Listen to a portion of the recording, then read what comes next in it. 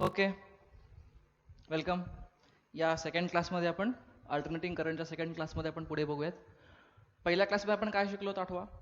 आपण शिकलो होतो की अल्टरनेटिंग करंट आणि डायरेक्ट करंटमधला फरक शिकलो. अल्टरनेटिंग करंट काय असतो? अशा करंट ज्याच्यामध्ये डायरेक्शन फ्लिप होत असते, पिरियडिकली डायरेक्शन चेंज होते, that is alternating current. Direct current काय आहे? Direction remains the same. अच्छा, अल्टरनेटिंग. बरं, व्हॉट अबाउट मॅग्निट्यूड? असं गरजेचं आहे का की मॅग्निट्यूड डायरेक्ट करंटची मॅग्निट्यूड शुड बी कॉन्स्टंट? असं गरजेचं आहे तर नाही. Direct magnitude can be fluctuating but direction if is constant. म्हणजे सगळा करंट जर आय पॉझिटिव्ह, सगळा आय जो आहे पॉझिटिव्हला असेल, निगेटिव्ह आय नाही आहे काही, किंवा सगळा निगेटिव्हला असेल, पॉझिटिव्हला नाही आहे काही, एकाच डायरेक्शनला आहे ना, that is DC current. AC is what? Sum of the current is in I, sum of the I is in positive, sum in negative. म्हणजे it is flipping direction. Negative आणि पॉझिटिव्ह म्हणजे काय करंटच्या मध्ये? डायरेक्शनच फ्लिप ना. हां, that is one thing. नंतर आपण काय बघितलं? फ्लक्स चेंज झाल्यानंतर जो EMF इंड्यूस होतो, त्या इंड्यूस EMFच आपण वापरतो ना. त्याच्यामधलं जो करंट इंड्यूस होतो तो आपण वापरतो ॲज अल्टरनेटिंग करंट. अच्छा, त्याच्यामध्ये आपण काय शिकलो होतो की कसं flux changes with sine angle. Very well, flux changes with cosine angle. मग त्याला डिफरन्शिएट केलं तर मला काय मिळालं? Alternating EMF. एक मिनिट. What I obtained is alternating EMF. ओय, एक मिनिट. E equal to E naught sine omega t plus phi. अरे कळतंय? This is basically an equation of SHM ना. ओके, म्हणजे तो EMF in that way perform SHM. It will be oscillating harmonically. Okay, then ह्याला differentiate केल्यानंतर मला current काय मिळाला? रादर करंट डिफरन्शिएट नाही, करंट काय मिळाला? I equal to I naught sine omega t plus phi. बघितलं मी हे? Okay, what is the value of E naught? E naught, what is E naught? BA omega. What is I naught? BA omega by R, where R is resistance. आठवत आहे का कालच्या क्लासमध्ये सगळं केलेलं? ओके, त्यानंतर आपण बघितलं average value. We said this E and I they are function of time. हे काय आहे? हे फंक्शन ऑफ टाइम आहे. तुम्हाला म्हणलं जे कुठलं पॅरामीटर टाइमचं फंक्शन असतं त्याला तुम्ही इन्स्टंटेनियस व्हॅल्यू काढू शकता म्हणजे छोट्या टाइमसाठी, आणि ॲव्हरेज काढू शकता मोठ्या टाइमसाठी. दिस इज इन्स्टंटेनियस व्हॅल्यू. हे एका इन्स्टंटला हे असणार आहे, नेक्स्ट इन्स्टंटला टी चेंज, हे चेंज. अरे कळतंय? ओके, आपण त्यानंतर काढले ॲव्हरेज व्हॅल्यू. आपण याचे ग्राफ बघितलं ते. ओके, ॲव्हरेज व्हॅल्यू काय होतं? ई ॲव्हरेज असं म्हणलं होतं मी. फुल सायकलला ई ॲव्हरेज किती असतो? 0. परत I average over full cycle किती असतो? 0. अरे कळतंय का? E average over half cycle 2E naught by pi. तसंच I average over half cycle is equal to 2I naught by पाय.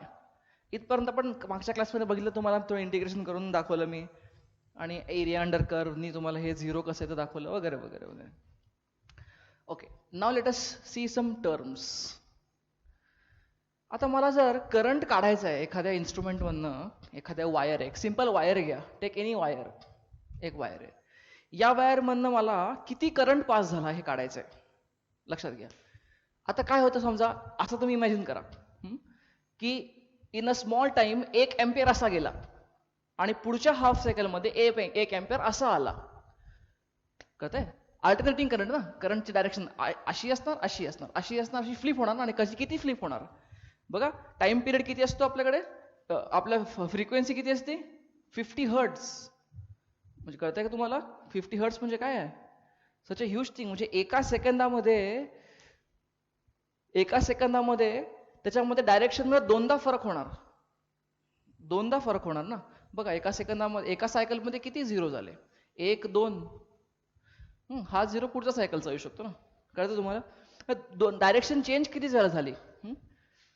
एकदा झाली, वेल इथं म्हणताल एकदा किंवा दोनदा झाली. अरे कळतंय का? म्हणजे 50 हर्ट्ज म्हणजे 100 वेळा डायरेक्शन चेंज झाली. तुम्हाला कळतंय काय म्हणतो मी? ओके, म्हणजे एका हाफ सायकलमध्ये अशी, दुसऱ्या हाफ सायकलमध्ये अशी. तुम्हाला कळतंय? Let's come back to this next. म्हणजे असं इमॅजिन करा, आपण पुढच्या काही इम्पॉर्टंट टर्म्स बघतो, त्याचे तुम्हाला सिग्निफिकन्स समजून सांगतोय, म्हणजे तुम्हाला कळणं सोपं जाईल. एका इन्स्टंटमध्ये 5 अँपिअर करंट असा गेला. ओके, आणि इमिजिएटली पुढच्या हाफ सायकलमध्ये 5 अँपिअर करंट असा गेला. म्हणजे ॲव्हरेज किती गेला? 0. ऑब्व्हियसली ना, कॉमन सेन्स. असा 5 गेला, असा 5 गेला, ॲव्हरेज किती गेला? 0. हाफ सायकलमध्ये ॲव्हरेज 0 आहे का? नाही. हाफ सायकलमध्ये ॲव्हरेज 0 नाही. काय, there is something non zero half सायकलमध्ये. अच्छा, आता मला जर ॲक्च्युअल यातनं करंट किती फ्लो झाला हे काढायचं आहे. एकूण करंट किती फ्लो झाला, I want to find that out. Average काढलं तर 0 येऊन जाईल फुल सायकलमध्ये, पण एकूण करंट मला काढायचं आहे. मग मी काय करतो, या ग्राफमधला हा जो आय वर्सेस टी ग्राफ बघितला आपण, या ग्राफमधला हा जो निगेटिव्ह पार्ट आहे, निगेटिव्ह, या निगेटिव्हला पण जर पॉझिटिव्ह करून टाकलं तर is it possible to make it positive? अरे कळतंय? सी, समथिंग लाईक मला मला असं 2 हात असं धरलेलं आहे, आणि एकाने कोणीतरी इकडनं ओढलं आणि एकाने कोणीतरी इकडनं ओढलं. ओके, मी एका हाफ सायकलमध्ये असा ओढतोय, असा ओढतोय, असा ओढतोय, असा ओढतोय. You can imagine that. आता मला काय म्हणता येईल, हाफ सायकलमध्ये असा ओढला, तेवढ्याच मॅग्नेट्यूडने पुढच्या हाफ सायकलमध्ये असा ओढला, म्हणजे मला किती ओढलं गेलो मी? 0. त्या लॉजिकनी जितकं इथं तितकं तिथं. एका सायकलमध्ये किती ॲव्हरेज ओढलं गेलो? 0. अच्छा, पण ह्याचा अर्थ काय? मी 0 व्हेक्टोरियली ओढला गेलो, बरोबर आहे, पण मी काहीतरी ओढला गेलो ना, म्हणजे मला हात दुखायला लागला झालं, बरोबर, मी काहीतरी ओढला गेलो. म्हणजे ह्याचा अर्थ काय? जरी हे निगेटिव्ह पॉझिटिव्ह जरी असलं तरी पण नेट मला मी किती ओढला गेलो. तुम्हाला कळतं मी काय सांगतोय? यासाठी मला काय करावं लागेल, ह्याचं ओढणं सेपरेट करा आणि ह्याचं ओढणं सेपरेट करा आणि दोन्ही ओढणं मिक्स करा, म्हणजे इतका वेळेला मी ओढला गेलो. तुम्हाला कळतं मी काय सांगतोय? म्हणजे अशी एखादी मला टर्म पाहिजे जी मला सांगेल की ह्या निगेटिव्ह, हा जो निगेटिव्ह भाग आहे ना, ह्या निगेटिव्हला निगेट करेल, म्हणजे निगेटिव्हला पॉझिटिव्ह करून मग एकूण किती गोष्टी त्यातनं गेल्या. अरे कळतंय का? अशी एखादी टर्म मला पाहिजे. तर बरं, मी त्यासाठी मग एक स्टेप पुढे म्हणून काय करतो मी, ही तर आहे ॲव्हरेज EMF, हा ह्याला म्हणतो, आणि ह्याला ॲव्हरेज करंट म्हणतो. हे तर तुम्हाला कळलेलं आहे. ह्याला आपण बॉक्स करून टाकू. ओके, पुढे, किंवा ह्याला मीन पण म्हणतात. मीन EMF, मीन करंट. फाईन. ॲव्हरेज आणि मीनचा अर्थ एकच आहे. ओके, आता बघू पुढचा टर्म काय आहे. ही टर्म कुठली होती? ॲव्हरेज. आता म्हणून बघू मीन स्क्वेअर. मी काय करतो, आता मीन तरी काढला, मीनचा स्क्वेअर करतो. अच्छा, मीनचा स्क्वेअर करतो म्हणजे काय, ह्याचा स्क्वेअर नाही करायचा. असं नाही की 4E0² that is not what I am meaning. What is mean square current और मीन स्क्वेअर EMF? बघा, that is E square mean square. म्हणजे पहिला तुम्ही स्क्वेअर करा आणि त्यानंतर त्याचा मीन काढा. लक्षात घ्या, what is the benefit of this? when I take square, this negative part becomes positive. कळतंय का? when I take square of something, a function, the negative part is now this will become positive ना, कारण square घेतला मी आणि square cannot be negative, square has to be positive. Okay, मग काय लिहिता येईल मला? मीन स्क्वेअर म्हणजे लाईक दिस. आता मीन स्क्वेअर EMF झाला. What is mean square? Mean square EMF, mean square current. अच्छा, आता how do you find that out? I will tell you the integration, don't worry, because you are from mathematics, you should be knowing this integration. काय करता येईल मला? ह्याचं मला average काढायचं ना, म्हणजे ॲव्हरेज फंक्शन आपण कसं काढतो, म्हणजे हे कसं काढता येईल मला? Integration E² dt upon integration dt. In full cycle म्हणलं असेल तर 0 to t. ओके, आणि हाफ सायकल म्हणलं तर this is equal to integration 0 to t/2. कळतंय का? अच्छा, आता हे इंटिग्रेशन सॉल्व करा. तुम्हाला माहिती आहे what is E of t? E of t is this, ह्याचा स्क्वेअर. कसं करणार solve? E naught square sine square omega t phi ला. To make this simple, let me remove the phi. Let phi be 0. Let me start the initial rotation from 0 degree. Okay. Fine. Sin square omega t dt upon हे काय झालं? हे t ना खाली. अरे कळतंय? Okay fine. ह्याला अजून सिम्प्लिफाय कसं करता येईल? E naught square by t बाहेर काढला मी. What is integration sine square omega t? काय करता येईल साइन स्क्वेअर ओमेगा टीचं? एक मिनिट. काय आहे? Sine square theta equal to 1 minus cos 2 theta by 2 ना. ठेवा इथं. इथं काय करता येईल? Integration 1 minus cos 2 omega t d t by 2 time 0 to t ना. कळतंय? ओके. काय आलं हे? आय कॅन टेक 2 बाहेर. E naught square by 2t. Okay. What is this? This is t minus what is integration of cos omega T? It is sin omega t. What is integration of cos omega t? Cos omega t.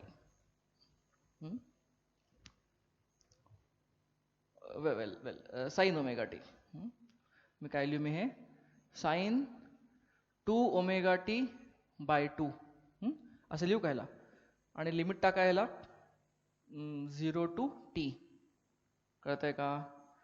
E naught square by 2t t minus what is this?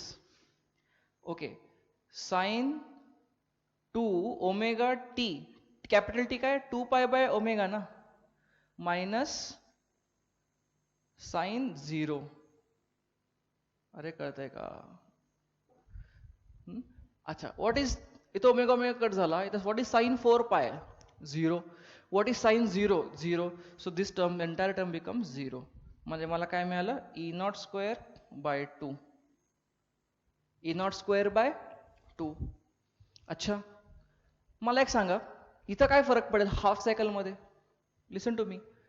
Common सेन्सने पण actually तुम्हाला सांगतो मी, पण anyway आता पण बघा इथे काय फरक पडेल. काहीच फरक पडणार नाही.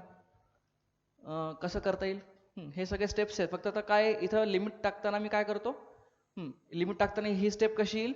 E naught square by 2t t by 2 येईल ना फक्त टीच्या जागी. आणि ओके, इथं पण टी बाय 2 येईल ना. इथं पण टी बाय 2 येईल. हे काय म्हणजे टी बाय 2 म्हणजे 2 येणार नाही बेसिकली. हे 2 कट होईल. कळतंय का? ओके.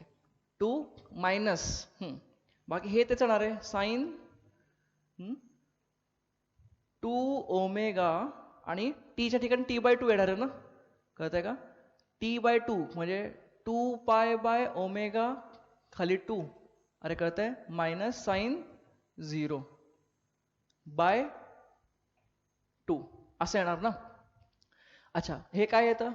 2 2 कट झालं, ओमेगा ओमेगा झालं. दिस बिकम साइन 2 पाय. इथं साइन 4 पाय येत होता, इथं साइन 2 पाय येतोय. Sine 2 pi is also 0. साइन 0 0. This again becomes 0. This also becomes E naught square by 2. अरे सेम सेम. अरे कॉमन सेन्सने कसं सांगता येईल? Listen full cycle. बरं ठीक आहे, आपण एक हा कॉमन सेन्स जरा नंतर बघू. पण तुम्हाला हे कळलं का? Okay. What is mean EMF? Rather what is mean square EMF? It is E naught square by 2. What is mean square current? I not square by 2. अरे कळतंय का? ओके, लेट अस गो अहेड. अच्छा, मला तर टोटल करंट काढायचा आहे. मला total current काढायचा आहे. पण काढायचा आहे बरोबर आहे, बट मी स्क्वेअर करून टाकला ना.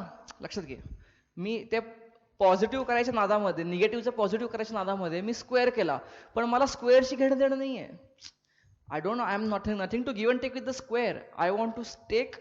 मला काय करायचं आहे, मी हे बघा हे निगेटिव्हचं पॉझिटिव्ह करायच्या ज्याच्यामध्ये मी काय केलं, ॲव्हरेज तरी काढला, पण ॲव्हरेज कशाचा काढला, ईच्या स्क्वेअर करून त्याचा ॲव्हरेज काढला.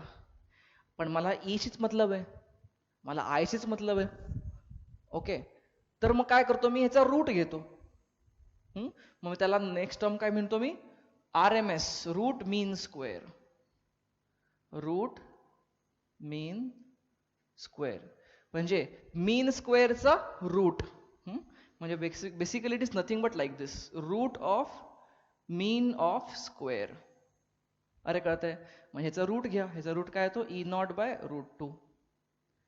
ह्याला आपण प्रेमाने काय म्हणतो, ERMS. ह्याला काय म्हणतो, ERMS. अच्छा, ह्याचा पण रूट घ्या, root of mean of squares. हे काय झालं, ह्याचा परत रूट, म्हणजे काय झालं, I0/√2. ह्याला मी काय म्हणतो, IRMS. ह्याला या कुठल्या टर्म्स आहेत, RMS व्हॅल्यू ऑफ E आणि RMS व्हॅल्यू ऑफ I. हे तुम्हाला कळतंय का, बघा. अच्छा, हे इम्पॉर्टंट गोष्टी शिकल्या. ओके, आता म्हणून मला जर एका ठिकाणी एखाद्या वायरमधनं करंट काही जात असेल, alternating current if passing through wire, तर मी कुठली टर्म हे स्टँडर्ड वापरतो, हे बघा. किंवा आता आपण इनफॅक्ट आता जेव्हा मी नुसतं करंट म्हणतो, तेव्हा करंट मला टाइमनी चेंज होतोय करंट. लक्षात घ्या, आपण कुठल्या कुठल्या व्हॅल्यू बघितल्या. फर्स्ट ऑफ ऑल वी सॉ इन्स्टंटेनियस करंट, आणि जे करंटच्या टर्म बघितलं त्या EMFच्या टर्म बघितल्यास ना, त्यामुळे आपण एक एक बघूयात. पहिल्यांदा आपण काय बघितलं, इन्स्टंटेनियस. हे काय आहे, इन्स्टंटेनियस. हे कुठल्या आहेत, इन्स्टंटेनियस व्हॅल्यूज आहेत. बरं, त्यानंतर आपण पीक व्हॅल्यू बघितल्या. पीक आठवत आहे, ह्या दिस इज इन्स्टंटेनियस आणि ही पीक. बरं, this is peak, this is instantaneous. ठीक आहे, या इन्स्टंटेनियस व्हॅल्यूज आहेत, या पीक व्हॅल्यूज आहेत. म्हणजे मला इन्स्टंटेनियस करंट माहिती आहे, पीक करंट माहिती आहे, ॲव्हरेज करंट माहिती आहे, ते हाफ सायकल फुल सायकलमध्ये. मीन स्क्वेअर मध्ये माहिती आहे, हाफ फुल सायकल. आणि माहिती आहे ना, हाफ आणि फुल सायकलचं एकच असतं. This is full cycle is same as E square average, म्हणजे mean square EMF in half cycle. म्हणजे I square EMF in current in mean square in half cycle, हे एकच असतं. बरं, मला काय माहिती आहे, इन्स्टंटेनियस करंट माहिती आहे, पीक करंट कळाला, ॲव्हरेज करंट कळाला, मीन स्क्वेअर करंट कळाला, आणि नंतर आता मला कुठला कळाला, RMS, रूट मीन स्क्वेअर कळाला. तुम्हाला सगळ्यांना हे पटतंय, कळतंय? अच्छा, मग आता आपण जे म्हणतो, आपल्या घरामध्ये 220 व्होल्ट सप्लाय येतो.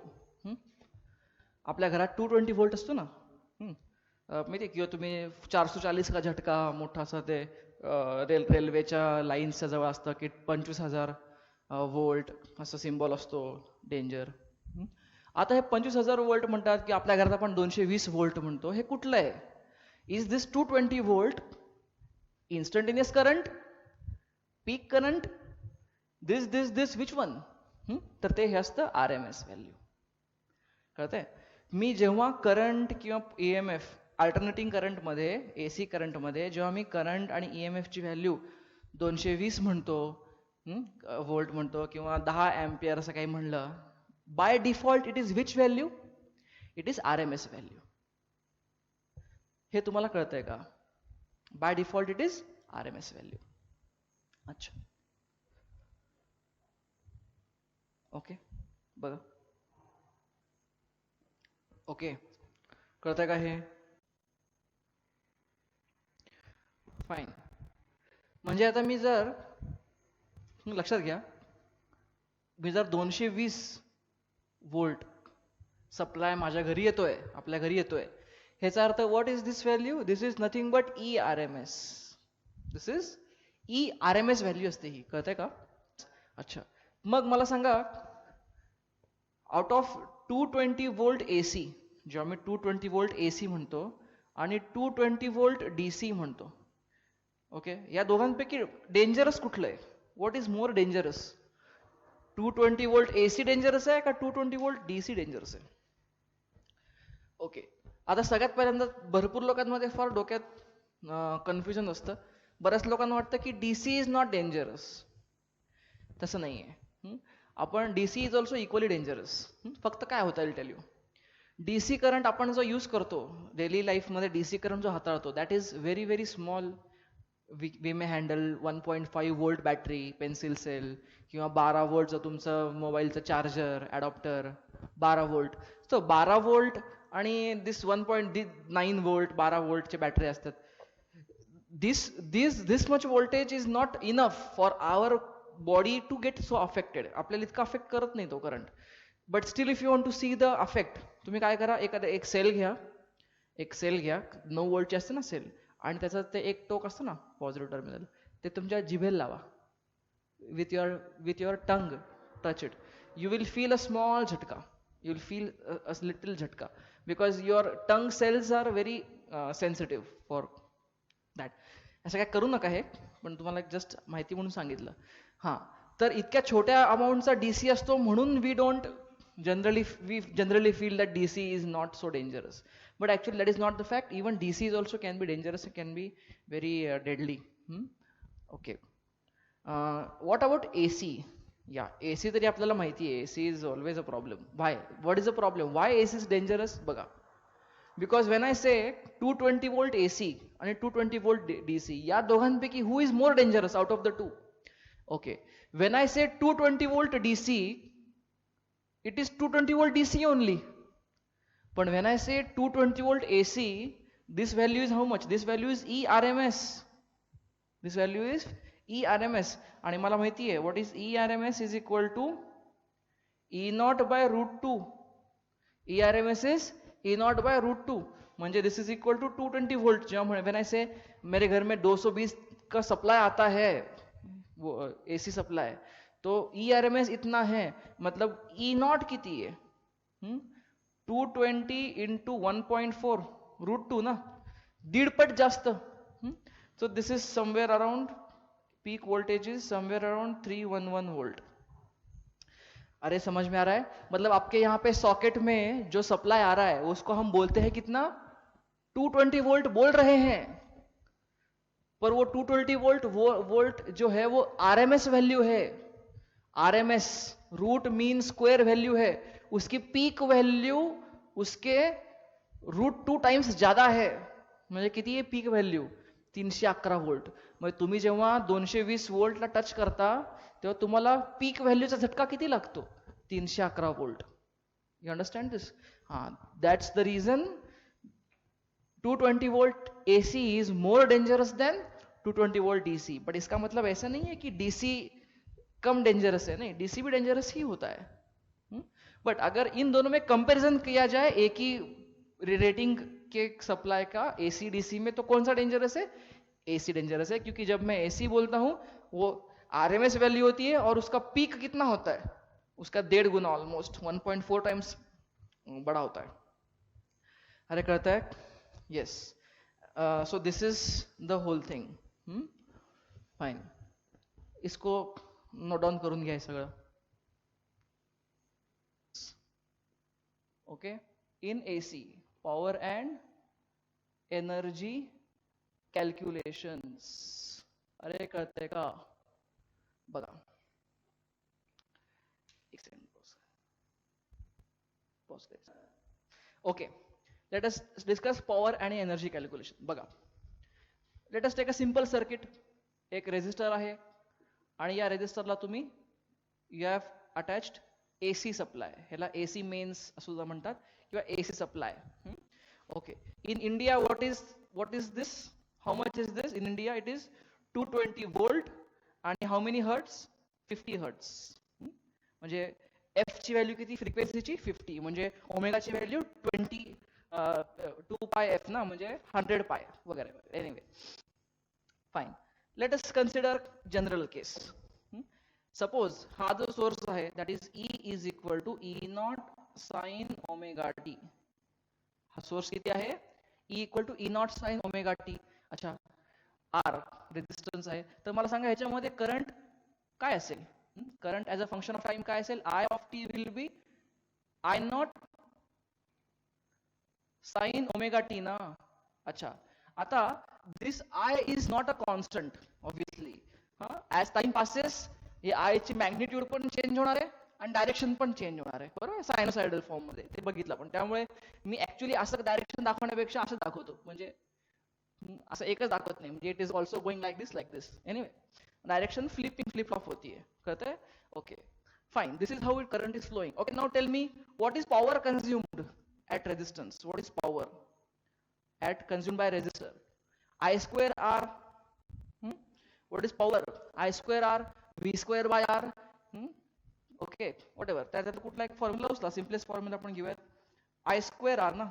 अच्छा, हा जनरल फॉर्म्युला आहे. पण मला सांगा, आय जर व्हेरिएबल असेल तर मला पॉवर काढायची असेल तर मला इंटिग्रेट करावं लागेल ना. I can write I square R. Well, आपण एनर्जी पहिल्यांदा हे करूयात, एनर्जीच्या ह्याच्यात टर्म करूयात, ते सोपं करणार आहे. बघा, एनर्जी तेच आहे, पण आपण 3 टाइमने डिवाइड केलं की पॉवर येणार आहे. बघा, एका छोट्या टाइम dt मध्ये करंट आय असेल तर can I say energy consumed by resistor in small time dt is this. अरे कळतंय का? आय मीन एका स्मॉल टाइम मध्ये ही असेल ना. एक मिनिट, मी थोडस रिफ्रेम करतो. Energy consumed by resistor in small time is suppose dE. काय आहे? I can say I of t square r dt ना. ही काय आहे? What is this? This is a small energy consumed by the resistor. I am not interested in small energy. I am interested in large energy. Okay, total energy. I mean, a lot of energy over a significant time. मला काय लिहिता येईल?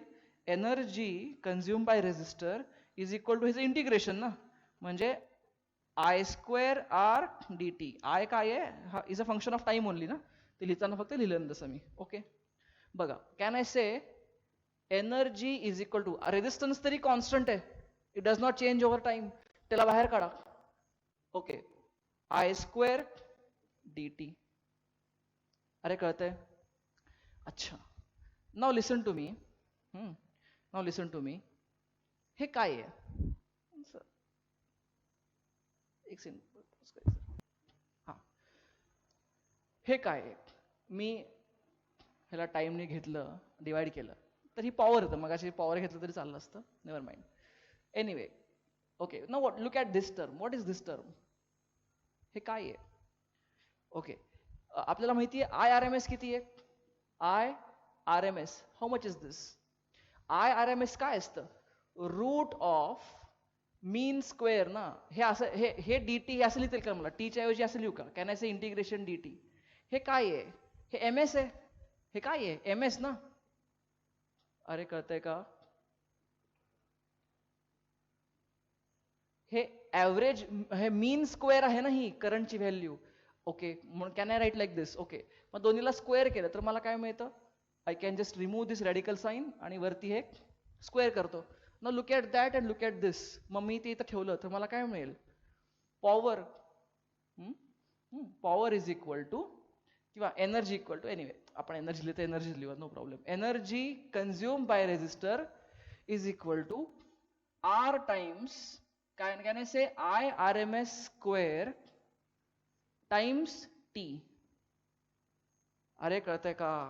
I R M S square into R into T. अरे कळतंय? अच्छा, now you imagine दिस. आता मला सांगा, ही जे आलं, हे जे आलं, what is this? This is energy consumed by the resistor in time t. मला सांगा, ही व्हॅल्यू एक फिक्स आली ना. ही व्हॅल्यू कशी आली? एक फिक्स आली. Now is this, tell me, fix आली म्हणजे काय? एका मानलो हा जो टाइम आहे, हा टाइम पिरियड टी जो आहे, यू इमॅजिन 1 आवर, 1 तास, म्हणजे सबस्टिट्यूट दिस टी एज 3600 सेकंड्स. मग काय झालं? energy consumed by resistor, if this is a bulb or whatever, energy consumed by resistor in 1 hour, तुम्ही तर 3600 substitute करा, तुम्हाला you'll get the if you know IRMS you can find the energy. आता मला सांगा ही जी मला व्हॅल्यू आली, is this expression little familiar? ओळखीचं वाटतं का? I square RT ना, कुठल्या फॉर्मॅट मध्ये आहे हे? I square RT. याचाच अर्थ मी या सर्किटचं, या AC सर्किटचं एक इक्विव्हॅलंट सर्किट ड्रॉ जर केलं, if I draw an equivalent circuit which is sending a steady current, किती steady current? इतका मतलब ह्याचा हा जो करंट आहे समजा IRMS असेल, ओके, तर मला सांगा, can I say this is a equivalent DC circuit to this AC circuit? का? मला सांगा ह्याची एनर्जी किती असते, एनर्जी कन्झ्युम्ड, किंवा आपण आता हे टाइमला इथं घेतलं तर I can say power is equal to IRMS square R, टाइमने डिवाइड केलं I स्क्वेअर आर. अच्छा, आता मला सांगा, इज दिस पॉवर कॉन्स्टंट और व्हेरिएबल? ही पॉवर कॉन्स्टंट आहे का व्हेरिएबल आहे? अरे कॉन्स्टंट आहे. बघा IRMS कॉन्स्टंट आहे का? IRMS काय असतो? I not by root two ना. IRMS काय असतो? I not by root two. म्हणजे काय झालं? This actually becomes I not square by 2R ना. Peak value of current is a constant. लक्षात घ्या, इन्स्टंटेनियस व्हॅल्यू फ्लक्च्युएट होत असते, बट पीक व्हॅल्यू कॉन्स्टंट आहे, पॉवर कॉन्स्टंट. याचा अर्थ काय? या बल्बनी कंझ्युम केलेली पॉवर एका विशिष्ट टाइम मध्ये कंझ्युम केलेली एनर्जी किंवा पॉवर ही 1 सेकंड मध्ये घेतलेली एनर्जी असते ना. ओके, या बल्बनी कंझ्युम केलेली पॉवर हॅज बिकम कॉन्स्टंट. म्हणजे something now this is looking like a direct current. आता याच्यात फ्लक्च्युएटिंग काय राहिलेलंच नाहीये. म्हणजे can I say this DC circuit is a sort of an equivalent circuit to this AC circuit in which आता इथनं जर मी IRMS current सोडला या सेलनी, तर किती एवढीच एनर्जी, एवढेच पॉवर खर्च करेल ना हा रेजिस्टर. तर आता किती पॉवर खर्च करेल? P इज इक्वल टू हाच ना, I स्क्वेअर आर. अरे कळतंय? I square R. अरे कळतंय का? This is very essential. Okay, so this is expression for power, IRMS square R. म्हणून RMS व्हॅल्यू ही त्यासाठी सिग्निफिकन्स लक्षात घ्या. RMS value is a very significant term of current. का? लक्षात घ्या, for a layman, for a simple person, एखादी fluctuating गोष्ट स्टडी करणं सोपं आहे का ती फ्लक्च्युएटिंग मी एक स्टडी मानून चालतो आणि त्याला स्टडी करणं सोपं आहे? त्याला स्टडी करणं सोपं आहे, लक्षात घ्या. म्हणून this form of circuit which is equivalent to the AC circuit is more easy, and that's why the RMS value of current plays a significant role. तुम्हाला कळतंय? त्यामुळे amongst all the peak current, instantaneous current, MS current, whatever जे काय आपण गोष्टी आहेत मागच्या थोड्या वेळापूर्वी बघितल्या, त्याच्या सगळ्यांमध्ये IRMS is the captain. It has the significance त्याचा आहे. कळतंय? Okay, fine. आपण जरा पुढे बघूयात मग पुढे. Okay, fine. पुढे अजून काय एक्सपांड कसं करता येईल? हे झालं पॉवरचं, हे ठीक आहे, हे आहेच आहे. मला अजून एक एक्सप्रेशन कसं करता येईल पॉवरचं एक्सप्रेशन? बघा, मला माहिती IRMS असं आहे का, IRMS इंटू R, हे स्क्वेअर मी असं स्प्लिट करून लिहितो. मला सांगा IRMS इंटू R किती आहे? Can I say VRMS? V equal to IR ना. IRMS इंटू R किती आहे? म्हणजे I can say power is equal to IRMS into VRMS. दुसरं फॉर्मॅट आहे. अच्छा, आणि तुम्हाला माहिती आहे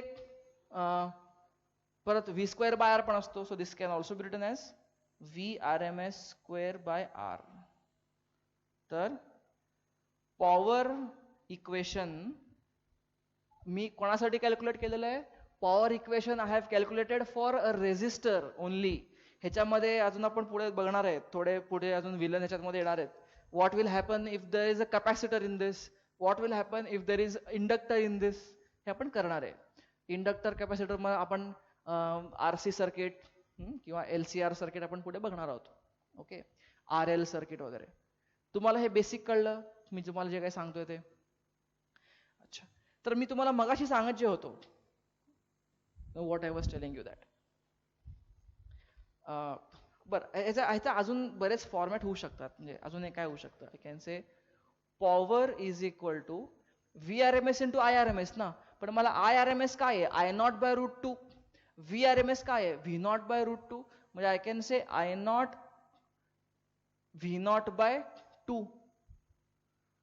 लक्षात घ्या, न्यूमेरिकल सॉल्व्ह करताना आपल्याला हे सगळे फॉर्म्युले आपल्याला माहिती पाहिजेत. कधी कुठला फॉर्म्युला आपल्याला वापरता येईल, वापरावा लागेल, we should be able to use it. कळतंय का? हां.